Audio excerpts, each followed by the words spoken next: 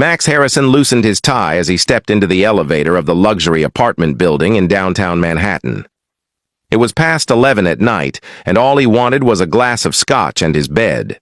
The board meeting had run 4 hours over, followed by conference calls with Tokyo and London. Being CEO of Harrison Tech meant days that bled into nights that bled into mornings. The elevator dinged on the 23rd floor. His floor. Silence greeted him as he walked down the carpeted hallway, the kind of silence money bought in buildings like this. Soundproofed walls, wealthy neighbors who traveled constantly, perfect anonymity. He was fishing for his keys when he heard it. A small voice muffled through a door. "Please, can someone help?" Max froze. The voice was coming from 23B, the apartment next to his. He'd lived here for 3 years and had never met his neighbors, never even seen them. That was how he liked it. Work was complicated enough without personal entanglements. But that voice, it was a child, a little girl by the sound of it. "Hello?" Max knocked on the door of 23B. "Is everything okay?" Silence. Then shuffling. Then the voice again, closer now, right on the other side of the door. "Are you the CEO man? The one who lives next door?" Max blinked. "Yes, I'm Max Harrison. What's wrong?" "Mommy's scared. Our door is broken. Bad men came and broke the lock. They said they'll come back. Can you fix it, please?" Max's pulse quickened. He looked at the door more carefully. The frame was splintered around the lock, which hung loose. Someone had forced it open. "Sweetheart, what's your name?" "Emma, I'm 7. "Emma, is your mom there?" "Yes, but she's crying. She told me to hide in my room, but I heard you in the hallway. Mommy says you're important because you wear suits and work all the time." Despite the situation, Max almost smiled. "Can you get your mom for me?" More shuffling, muffled voices, then a woman's voice, thick with tears and exhaustion. "I'm sorry, Mr. Harrison. Emma shouldn't have bothered you. We're fine. Please, just go home. Your door is broken and someone threatened to come back. You're not fine." Max kept his voice calm, authoritative, the same tone he used to command boardrooms. "Open the door. Let me help." I don't," the woman's voice broke. "I can't trust anyone right now." "Mom!" Emma's voice insistent. "He looks nice. He has kind eyes." Max hadn't been called nice in about 15 years. Ruthless, brilliant, cold, those were the usual descriptors. But kind? That was new. "Please," he said quietly. "I promise I'm not here to hurt you. I just want to make sure you're safe." A long pause. Then the sound of a chain sliding free.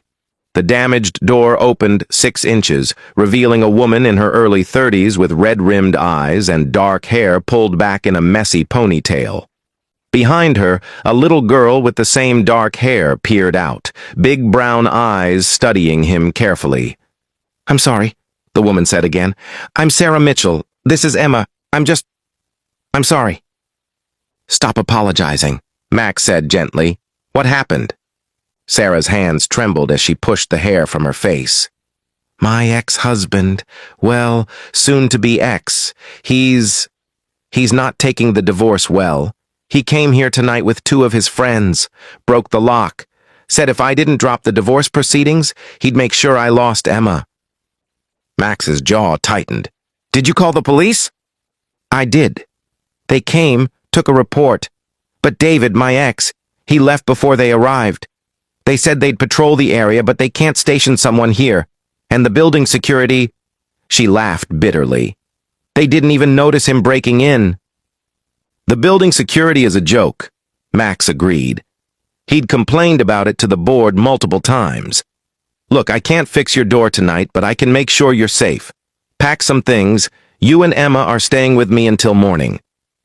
Sarah's eyes widened. "What? No, I can't. We can't impose." "You're not imposing. You're being practical." Max pulled out his phone. "I'm calling my head of security right now. He'll have someone here within the hour to guard your door until we can get it properly fixed. But I'm not leaving you 2 alone in an apartment with a broken lock when someone threatened to come back." "But we don't know you." "Mommy," Emma tugged on her mother's sleeve. "He has kind eyes. Remember? You told me to trust people with kind eyes." Sarah looked from her daughter to Max, tears spilling down her cheeks again. She was clearly exhausted, terrified, at the end of her rope. "Okay," she whispered. "Okay, thank you." 30 minutes later, Emma was tucked into Max's guest bedroom, which she'd announced with delight was bigger than her whole bedroom at home. Sarah sat in Max's living room, holding a cup of tea he'd made, still looking like she might bolt at any second. "The security team is posted outside your door," Max said, sitting across from her in an armchair. "They'll stay until morning. Tomorrow, I'll have the door replaced with something actually secure, and I'll be having words with building management about their incompetence." "I can't afford a new door," Sarah said quietly. "I can barely afford rent here. We moved in 3 months ago after David. After things got bad. I thought a nice building would be safer, but the rent is eating through my savings." "You're not paying for the door, I am." "Mr. Harrison." "Max. And before you argue, understand that I'm not doing this out of charity. I'm doing it because I live next door to you, and if someone is breaking into your apartment, that's a security risk for me, too." It was a lie, but a useful one. He could see she was the type who wouldn't accept help if she thought it was pity. Sarah managed a weak smile. "Thank you. I don't know what we would have done if you hadn't heard Emma." "She's a brave kid." "She's had to be." Sarah's hands tightened around the mug. David wasn't always like this. When we met, he was charming, successful, everything I thought I wanted. But after Emma was born, he changed. The drinking got worse, the anger. I tried to leave 2 years ago, but he found us, convinced me to come back, promised he'd change. "They always do." Sarah looked up sharply. "You sound like you speak from experience." "My mother," Max said quietly. He rarely talked about this. Never, actually. But something about this woman and her daughter cracked something open in him. "My father was the same. Charming in public, a monster at home. It took her 3 tries to finally leave him. By then I was 16 and big enough to make sure he never touched her again." "What happened?" "I built a company, made more money than he ever dreamed of, made sure my mother never had to worry about money again, and I made damn sure he knew he had no power over us anymore." Max took a sip of his own drink. Scotch, finally. The best revenge is success they can never touch. Sarah was quiet for a long moment. "Is that why you work so much? The suits, the late nights? Emma's noticed, by the way. She waves at you sometimes in the morning when you're leaving for work. You've never noticed." Max felt something uncomfortable twist in his chest. "I didn't know you had a child. I didn't know you existed. We're very quiet. I work from home as a freelance graphic designer. Emma's homeschooled because David knows where all the local schools are. It's safer this way." She set down the mug. "We're pretty isolated. You're the first person who's spoken to us in weeks besides delivery drivers." "That changes tomorrow," Max said firmly. "I'm putting you in touch with my attorney. Best divorce lawyer in New York. She'll handle your case pro bono. Don't argue. She owes me a favor. I'm also going to make sure building security actually does their job. And if your ex shows up again, he'll find out what happens when you threaten someone under my protection." "Why are you doing this?" Sarah's voice was barely a whisper. "You don't know us. We're nothing to you." Max met her eyes. "Emma asked me to fix your door. In my experience, when a 7-year-old is brave enough to ask for help, an adult should be brave enough to give it." The next morning, Max was up at 5 as usual. He found Emma in his kitchen, sitting at the counter, swinging her feet and studying his coffee maker like it was a puzzle. "Good morning," he said. "Good morning, Mr. CEO." She gave him a gap-toothed smile. "Can you make chocolate milk?" "I think so." Max opened his rarely used refrigerator. He'd ordered groceries delivered at 6 a.m., including chocolate syrup, cereal, and everything else he could think of that a child might need. "Your mom still sleeping?" "Yeah. She didn't sleep for 2 days. She was too scared. Emma accepted the chocolate milk with both hands. Are you really going to fix our door? I am. A whole new door? A good one? And the bad men won't come back? Not if I can help it. Emma studied him with those serious brown eyes. You're nice. Even though you look scary in your suits. Max couldn't help but laugh. I look scary? A little. But Mommy says scary-looking people can be the kindest. She was right. Emma took a drink, leaving herself a chocolate milk mustache. Will you be our friend now? We don't have many friends. Something cracked wider in Max's chest. Yeah, kid, I'll be your friend. True to his word, Max had a new security door installed by noon. He also had the building security company replaced by evening. When the CEO of the largest tech company in the building makes demands, things happen fast. He connected Sarah with his attorney, Rebecca Chen, who took one look at the case and immediately filed for an emergency restraining order against David. She also began proceedings to fast-track the divorce. Your ex is an idiot, Rebecca told Sarah over the phone while Max listened. He left a paper trail a mile wide. Threatening texts, emails, witnesses to his break-in. I'll have this wrapped up in 60 days. He won't get near you or Emma again.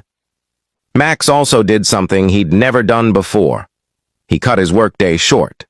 At 6 p.m., he knocked on apartment 23B, which now had a door that could probably withstand a small explosion. Sarah opened it, looking more rested than the night before. Behind her, Emma was drawing at the kitchen table. I brought dinner, Max said, holding up bags from the Italian place on the corner. I figured you might not feel like cooking. Mr. Harrison, you've already done so much. Max and Emma invited me. Didn't you, Emma? The little girl bounded over. I did.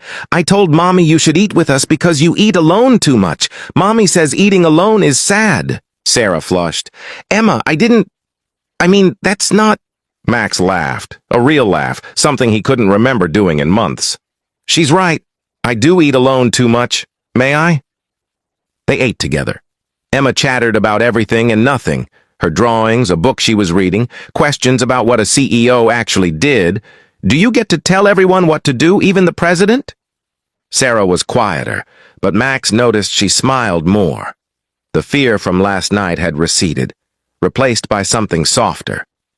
Relief, maybe, or hope. Thank you, she said as Max was leaving, for everything. I don't know how to repay you. You don't need to. Max paused at the door. But Emma mentioned you work from home. If you ever need a quiet place to work, my apartment is empty all day. You're welcome to use it. I couldn't.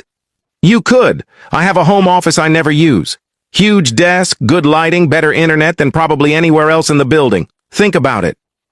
Over the next few weeks, Sarah did start working from Max's apartment occasionally. It was practical.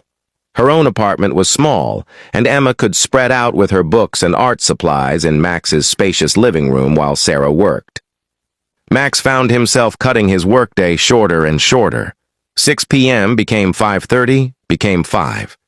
He told himself it was just to check in, make sure they were okay, see if they needed anything. But the truth was, he liked coming home to voices, to Emma's laugh, to Sarah's quiet presence. His apartment had always been a sterile box, expensive furniture he'd never chosen himself, art he'd never really looked at, space he'd never filled. Now there were Emma's drawings on his refrigerator, Sarah's favorite tea in his cupboard, laughter and conversation and something that felt dangerously like family. You're changing, his COO remarked one day. Leaving early? Smiling at people? Actually eating lunch? Should I be worried? I'm fine, Max said. But he knew it was true. He was changing. The walls he'd built over decades, the ones that made him a brilliant, ruthless CEO, were developing cracks. And he wasn't sure he wanted to repair them. 2 months after the night Emma knocked on his door, David made his final mistake. He showed up at the building, drunk and belligerent, demanding to see Sarah. He got as far as the lobby before Max's security team had him restrained. Max, who happened to be in the building's gym, arrived in time to watch David being escorted out in handcuffs. You can't keep me from my wife, David shouted. I have rights. You have a restraining order, Max said coldly, which you just violated. You also have a court date next week where you'll be signing divorce papers and giving up all custody rights. My attorneys made sure of that. David's eyes widened as he recognized Max. Wait, you're the guy from the news. Harrison Tech. What the hell do you have to do with my family? They're not your family anymore. Max's voice was ice. And if you ever come near them again, I will dedicate every resource I have to making sure you regret it. I buy companies for breakfast. Imagine what I can do to one pathetic man. David paled. Max watched as the police took him away, then went upstairs to find Sarah and Emma.